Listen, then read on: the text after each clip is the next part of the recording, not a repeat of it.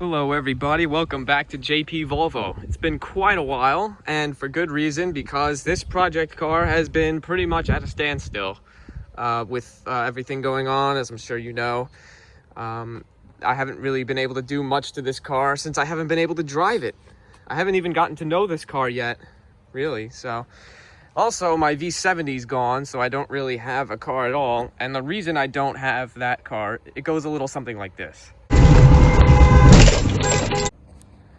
So right now I've got the hood open, and I was working on the alternator until the little striker plate, you can see the bolt sheared right off inside the striker plate. There's a little bit on the other side that I might be able to unscrew that, but I have another one on the way, but I figured I'd soak that in some PB Blaster just to see if I could get that free. As you can see, here's the rest of the bolt. I ordered a new one. I don't know if I mentioned it in one of my earlier videos, but I was having a problem where the alternator belt was too loose because that bolt had basically snapped. So I decided, since I can't do that today, I figured I might as well remove this gauge cluster and see if we can get this thing cleaned up. As you can see in here, as I mentioned in my earlier videos, a little bit of dirt or something in there. So I'm going to be going through step by step on how to remove this cluster. All right, so first things first, we're going to go over here to our headlight switch. I'm just going to go ahead and pull that off. It pulls straight off. We'll put that to the side, as well as this dimmer switch here, which I had to loosen up off camera because it was absolutely stuck on. Next up, we're going to remove this little panel. Just pry gently with a screwdriver. If you want, you can put some electrical tape on the end of the screwdriver so you don't damage any plastics. I couldn't be bothered. So that comes off, and you can just leave the switch here. It's not in the way of anything. So we got that. Pull that to the side. As you can see, we have two screws here on this side, but next thing we need to remove are these two little panels here. As you can see, they easily pry off. Sometimes they can break, sometimes they may already be broken. I've experienced that in the past, as well as that little thing which just flew off and tried to kill me. So as you can see, we now have access to our 4 bolts holding our cluster in. Okay, so with our 4 bolts removed, first thing that actually comes off is this little metal plate. So we're just gonna pull that off, stick that aside. And now here's where it gets a little bit tricky. This cluster is gonna slide out, and there's going to be a lot of wires under here if I pull this out.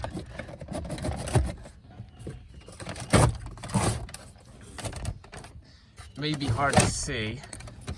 Let me try and get this positioned a little better so I can show you what's going on back there. Okay, so if we look back here, we can see there's a lot of connectors.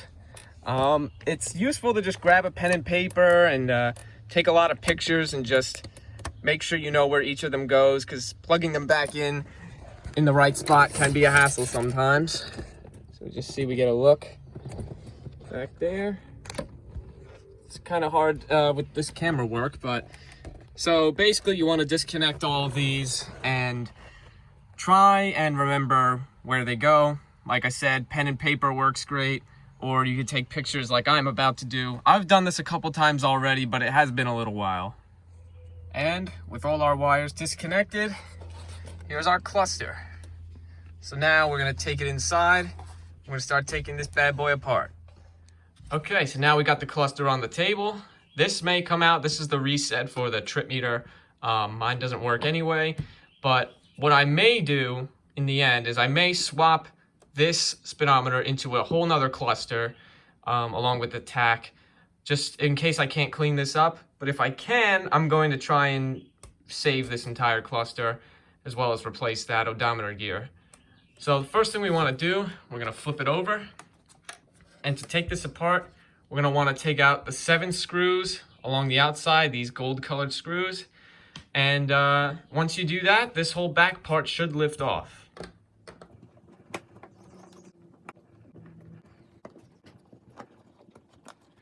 So with our screws removed, by the way, it does help to have a bowl, somewhere to keep all your screws, keep them all separated so you know what is what. And as you can see, out comes our gauges.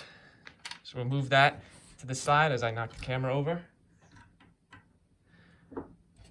And here we have the shell, which, yeah, this may be a bit of a pain. Oh, wow. That feels almost like a overspray from like paint or something. Odd. Well, I'm gonna see what I can do with this cluster now. See if I can get this cleaned up enough to save it, or see if I'm just going to swap it to another housing. Now, the next thing I'm going to do is remove the speedometer, remove the gear, and see if I can possibly change the mileage to what it was originally. I'm not changing mileage back, I'm changing it forward so it's a bit more accurate on where it was.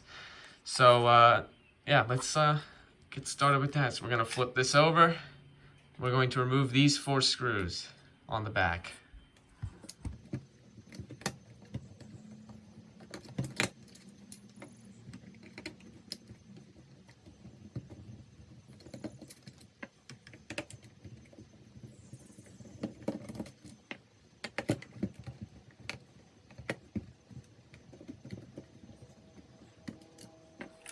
Okay, so now with those 4 screws removed, simply flip this over. This is going to be a little bit tight in there. You have to gently sort of just pull at it and wiggle it, work it a little bit, try not to break it, and out it comes. We have this little piece here, that's normal, that's going to be dangling there. And right here is where our odometer gear is. These are the next 2 screws we have to take off, and in here will be the gear we need to replace. So I've got a small screwdriver here. I'm just gonna go ahead and take these out. These can be fairly tight sometimes. You'll probably need to give it a bit of pressure when you're first taking them out. Let me just pull this off.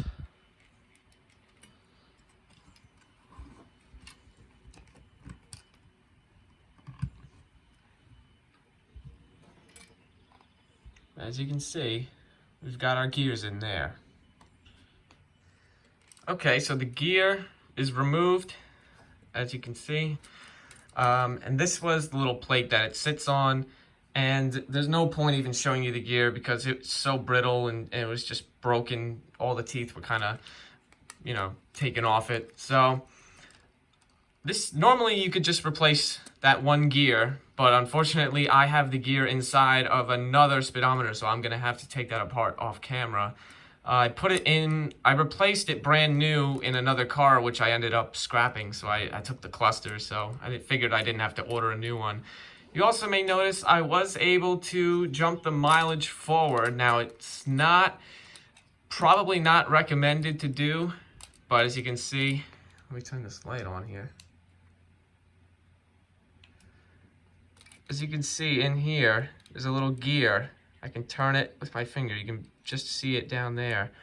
The more I spin that, once all the gears are removed, I can move this 1 mile at a time, which, depending on how many miles you want to make up for. If you just need to do like 100 or 200 miles, this is probably okay to do.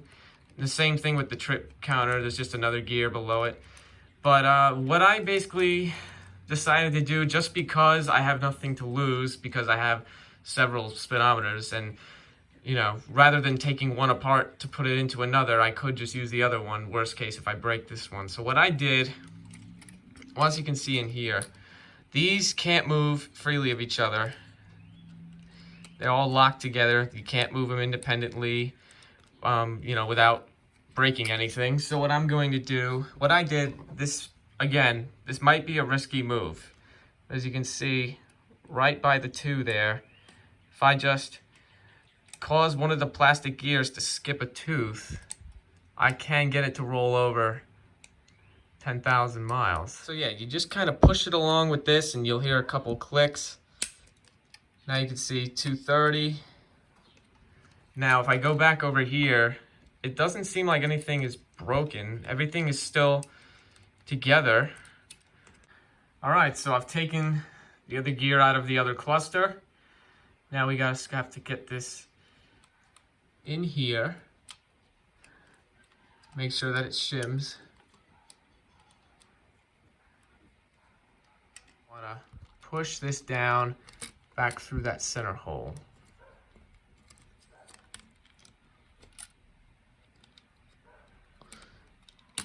Maybe a little tricky. There we go. So that pops right back on. Now we're just gonna install our screws back. And now we're going to slide our speedometer assembly back into the cluster. And one important thing you want to watch out for is this little thing right here. You want to make sure that that hangs down when you push this in for the first time. See how it can get stuck there, and then you'll end up pushing on it for nothing. It can be tricky getting it all to fit right. It's just a matter of just moving it around a bit.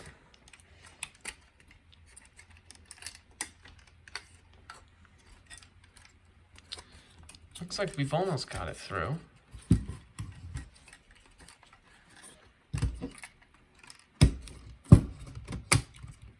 There we go. So now we've got that back in. Now we're gonna flip it over and install the 4 screws holding it back, holding the speedometer into the actual cluster assembly. Before we put our gauges back in the shell, what we're going to want to do is, this is depending on whether you have a clock or a tachometer. I have a tachometer, so I need to put this in like that, as well as making sure that these stay down. And I also need, after you put it on, you can throw this little metal piece on there. So now I'm going to just lay this face down, slip these back in, and we're gonna put back in all of the 7 screws holding it together. So fitting the dashboard back into the cluster is one of the more challenging parts, especially making sure you get all the connectors in the right places. But if you you know, take good pictures and write things down, it's not that hard. Some of them you have to really press on there, and the one that goes into the back of the speedometer has this little clip that's supposed to hold it in place, and it can be kind of annoying sometimes, especially if you hook that one up towards the end like I did stupidly. So now it's the same thing as we took it out. We're just gonna push this back into place, screw in these 4 bolts, and we want to remember while we're tightening those screws, we want to have this metal plate back on there that backs the trim piece that goes over this. So now we're gonna just,